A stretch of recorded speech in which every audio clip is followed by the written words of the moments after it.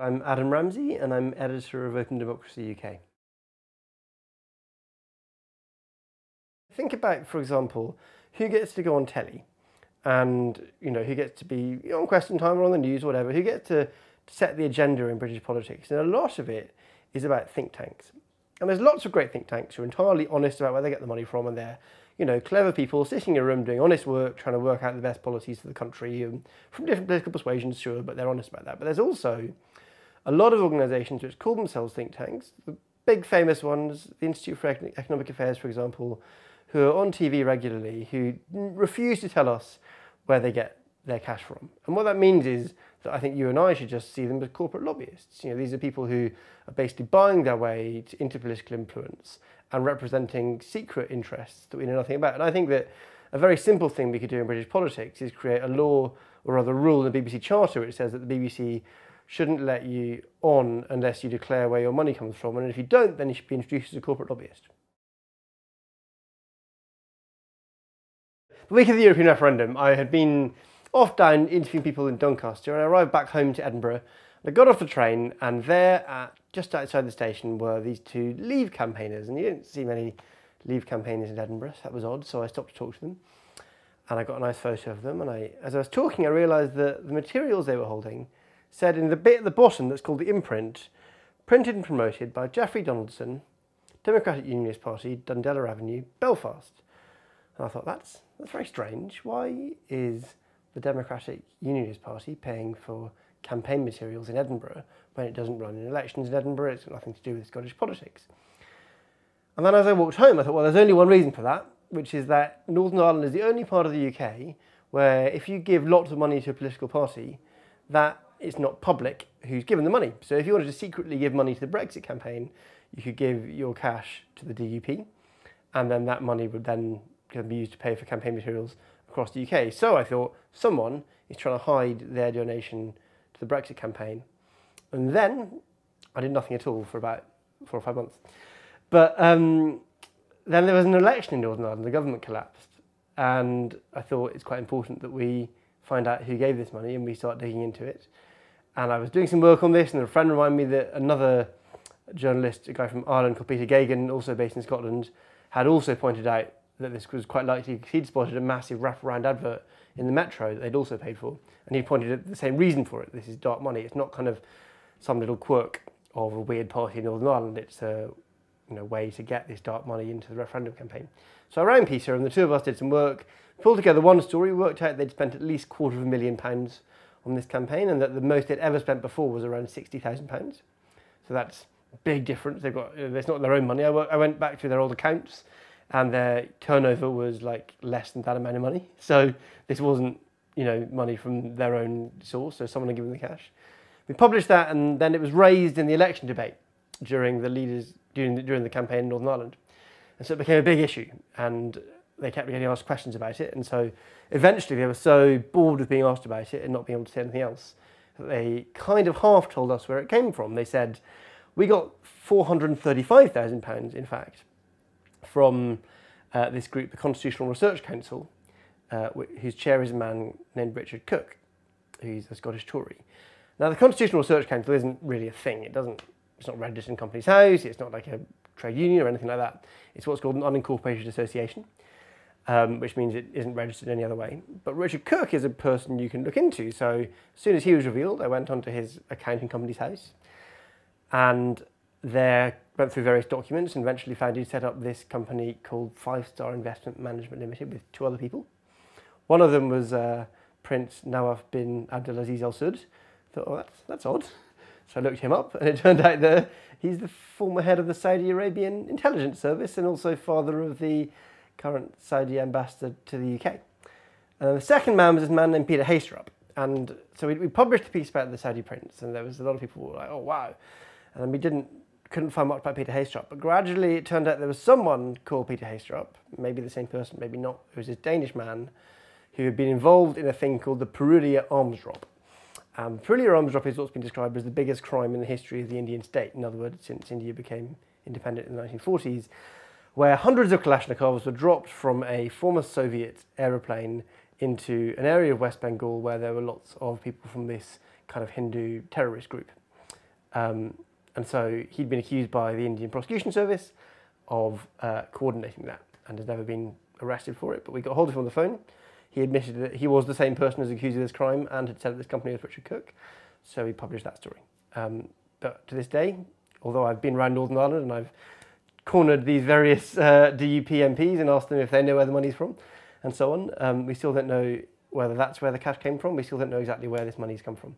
So huge donation to the DUP from some secret source that made a big amount of money spent in the Brexit referendum. We still don't know where it came from.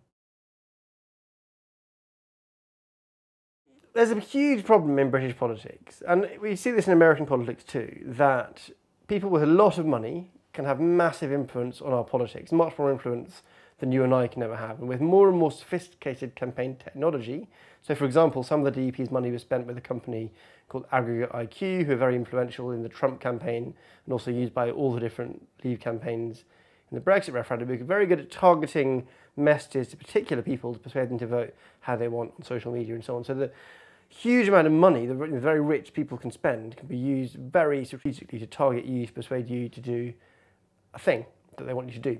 So that gives rich people a huge amount of power over our politics. And what Northern Ireland is an example of, and it's not the only example, it's one example, is of how they can get away with not only doing that, but also it being entirely secret where this money comes from. So there's more and more examples we keep finding of dark money that's flooding into British politics through all these cracks in our kind of leaky system and allows very wealthy people, and we don't know which wealthy people, to have huge influence over our politics.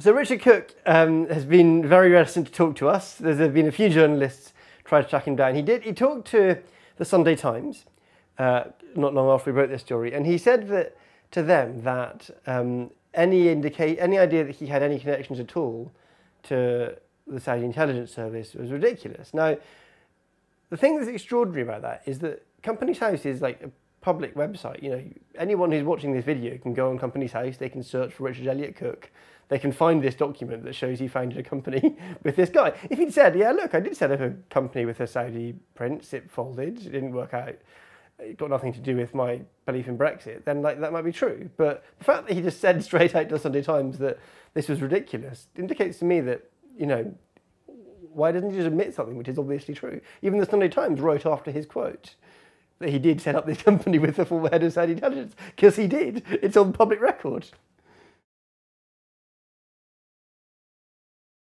I sometimes tell people the most important thing to remember about the British state is that Britain is responsible for more penguins than any other government on earth, because in fact it's responsible for more land in the southern hemisphere than the northern. Britain we often think of as a sort of collection of islands in the North Atlantic, kind of 3/4 of an archipelago, but what it really is the kind of vestige of a dying empire, and the way that a lot of the corruption comes into Britain is through the cracks that are left by this old empire, and the biggest of those is Northern Ireland. Ireland was Britain's first colony, and we don't like to look too closely at Ireland, because if you're British and you look closely at Ireland, then you very quickly realise quite what horrific things we did there.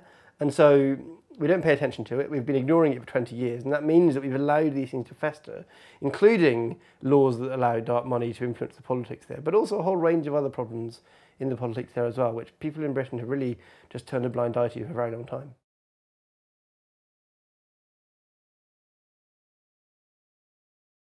Absolutely. So I think there's two important things. The first is that the Secretary of State for Northern Ireland has it within their power to release all the donations given to Northern Irish parties in the last few years. Basically, there was a law a few years ago which said that at some point they will reveal all the information they have. And so the first thing is the Tories, they say that they will at some point do this, they just keep not doing it. The Tories, we should put under pressure to release the information they have. Now, the second thing is that, and this is another bit of work that I've been doing a lot of research on, actually the Electoral Commission often don't really have as much information as they're meant to. So unincorporated associations, if they have given more than £25,000 to a political party, are meant to register. Now I've found at least one organisation which gave £100,000 to the Scottish Tories only last year and actually didn't register, and just by looking at the Electoral Commission's own records I kind of showed this, and they hadn't noticed this themselves. So there's a huge gap there. But then also all those ones who've registered are meant to declare all donations to them, of more than £7,500. But despite the fact that the Tories have made £12 million from this kind of organisation since this law passed in 2009, only one of them has ever declared any donations to it, and it's only declared donations from 2 different people, amounting to a total of, I think, £7,500 each from those people. So basically, they're all just ignoring the law that means that we could find out where the money's coming from. They're all pretending that this whole sum of about £12 million to the Tories has come in donations of less than £7,500. And in some cases, that might be true, but I don't really believe it's true of all of them. Earlier this year, we forced the Democratic Unionist Party to confess that they had got £435,000 from an unknown shady group called the Constitutional Research Council in order to campaign for Brexit. Now, we then did some digging into the Constitutional Research Council. We found out that in 2013, its chair, Richard Cook, had set up a company with 2 other men, the former head of the Saudi Arabian intelligence service and a man who's been accused of running guns to Hindu terrorist groups in India. But we don't yet know where that money truly came from. Now, if the DUP is going to have any involvement in the British government at all, we have to know where they got £435,000 from just last year. So please donate to our investigation. You can click on the link with this video and help pay so that we can continue digging and get to the bottom of who on earth gave the DUP £435,000 for their Brexit campaign.